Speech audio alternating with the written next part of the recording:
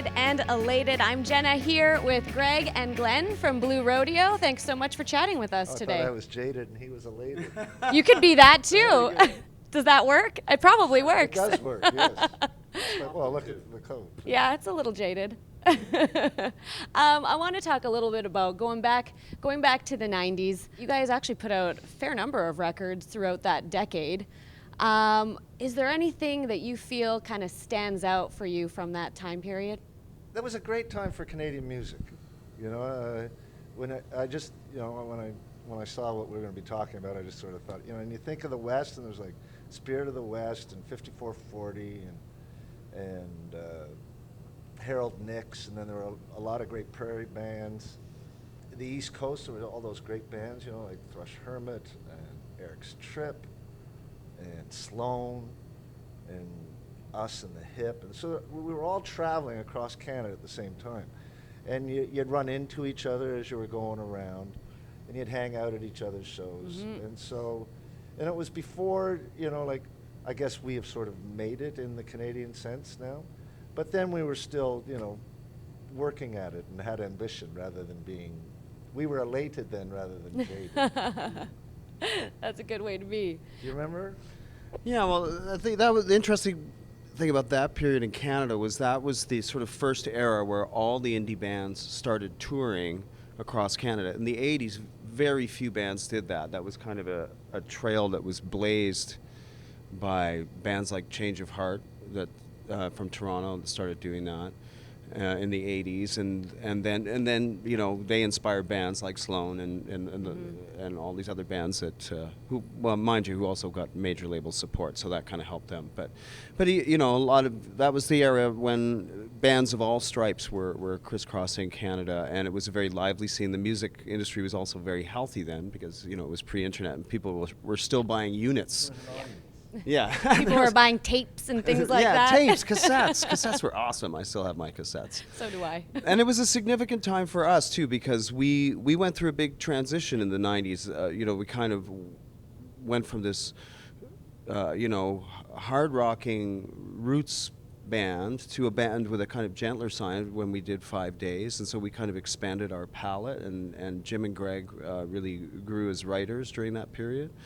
And yeah, it was a prolific time for us. I mean, we must have put out at least 5 records in that decade, I would think. Well, and that's when you joined the band as well, was in the 90s. I joined in, right? the very end of December 91. What was the culture of the band? What was the feel like when you stepped into it as the new guy? Well, at the time it was an incredibly strong band because it had enjoyed all this, you know, great success. But things were getting a little frayed at the edges as well. Bobby Wiseman was on his way out, and there was some, you know, noticeable. I don't even know if tension is the word. You could just feel the man drifting away. You know what I mean? And like he was clearly not 100% into being there. You know, so there was a kind of an uncertainty, but also you know there was a batch of really strong songs and. You know, Jim and Greg were really strong together as writers and you know, as a team, and then we very quickly regrouped and got new members and sort of started a new era. And you're still here, so yeah, it must have been pretty good. Yeah. Now, Greg, I've read that Jim found kind of Nowhere to Hear to be sort of a hard time for him, kind of a struggle. Is there any albums from that time that you felt you were maybe personally going through some hardships or some challenges? Well, that one was really hard for me, too, because I fell from a loft, 10-foot loft. Broke your ribs, right? I broke my ribs, and that's when my diabetes really kicked in. So that was sort of like the beginning of, it's sort of like when I always say it's when I got weird. Or at least when you learned you were a grown-up after all. Oh, no, it was total, no, it wasn't growing up. No. I went weird. past that and went into Greg world. But before that, I know for me, I played rock and roll like it was a contact sport. You know, like I was really, you know, I got around, you know, I like to move around on stage. And I played my guitar with my whole body. Type. I wasn't a finesse player at all. Right. And but that record was really hard for everybody. Also because it came after 5 days, and 5 days was a breeze and a joy, almost inspirational. Because it just happened so quickly. Well, and I love this story of how you guys recorded 5 days as well. Maybe talk a little bit about that vibe and the way that recording process went. Well, I guess it starts with a trip to Australia. And, you know, we had a fair amount of shows, but we had a fair amount of time off. And Jim and I had a lot of new songs, the songs that ended up being on 5 days. And so we had time to just sit around and play guitars, you know, acoustic guitars. And then we had time to do those songs at soundcheck and play them live in front of an audience that didn't care what one's the song from the next song. And the Australian weed was very good too, so that was very helpful in getting us into a one mind for that collection of songs. And you know, when we got home, we went into the studio and we recorded about 30 songs. This would have been 93, I guess. And of that, the ones that were more acoustic based really stood out. You know, they really stood up on their own. So we thought, let's make an acoustic record, you know, just something a little more simple. And so we came out to my farm with Doug McClement's mobile recording truck, and we did 2 songs a day, and we finished the record in a week. And Nice. it was just, and it just seemed so natural and easy, and yes, this is how you make records. And, you know, now I look and I go, boy, how did we ever do that? Way better than being in the studio and having some... Well, no, there's great things about it all. You know, there's nice things about just going one track at a time. You know, that can be a lot of fun. But, you know, for a band like this, often we do our best recordings when we just sit down and play. Well, and I find, and maybe you can disagree, you're welcome to, I found that kind of the albums that were out during the 90s all seemed very, very different from each other, and sometimes even the songs within the albums were very, very different from each other.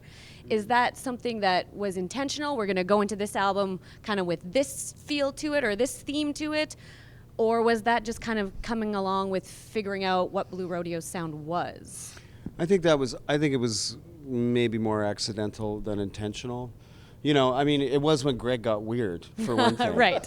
So, you know, there was like a lot of things where Greg had a lot of weird tracks in those days, right? Like post 5 days, there was some really experimental writing going on that would be right up against Jim's 3.5-minute pop song, you know. So you have to, how do you make that work? Well, you just put it on there and there it is, you know.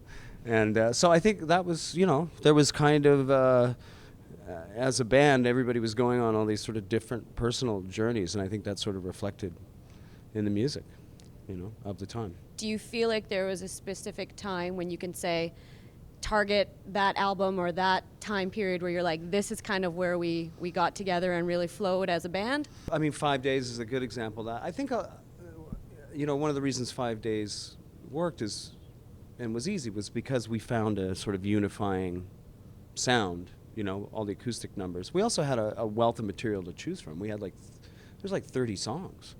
So, which actually made that possible to say like, oh, here's 12 strong acoustic songs, you know. As far as a band being unified, it's just kind of circumstances. Like sometimes it happens, sometimes it doesn't, you know. I mean, And that was sort of like the first time that band had made a record together, Kim Deshawn, right. James. Okay, yeah, right. And, you know, and they were great musicians, and they contributed greatly to those records and to the sound of the band. And this isn't, I just thought of something while he was talking, but it's got nothing to do with their question. But there's something about that time, there was an audience for all of these bands that were coming out of Canada at the time. All across Canada, there were these clubs and theaters that were, you know, it was all fresh. Like when we first toured Canada for Outskirts, we opened for Katie Lang. And there weren't really bars all the way across Canada that you could play in. And there weren't even really theaters that were booking, you know, original acts all across Canada. By the time the 90s came around, there was a nice network right across. And I guess the audience it was incredible that there were so many people going out, listening to music, and buying the records. You know, like that's as much a part of anything as anything. There's a sentence for you. Much a part of anything is anything.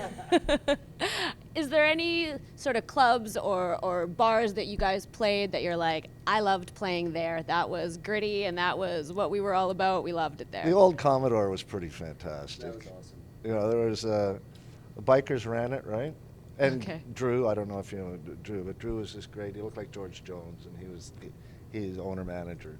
But he just sort of let the bikers run it, and I think there was a crystal meth lab upstairs in the place. Possibly. I think so. You're like, I have no idea about that. I And plead the fifth. all the staff were just totally distorted by the drugs that they were taking. Like, they were vicious biker types. But it was a great club and a great crowd, really exciting, and it had that sprung floor, you know. And then the Spectrum in Montreal, what a delight to play that bar. It was just a big bar and just felt like show business, you know, much more than most bars you play in Canada. It really felt like show business. And the Montreal crowd is always fantastic. Thank you, gentlemen. Thank you so much.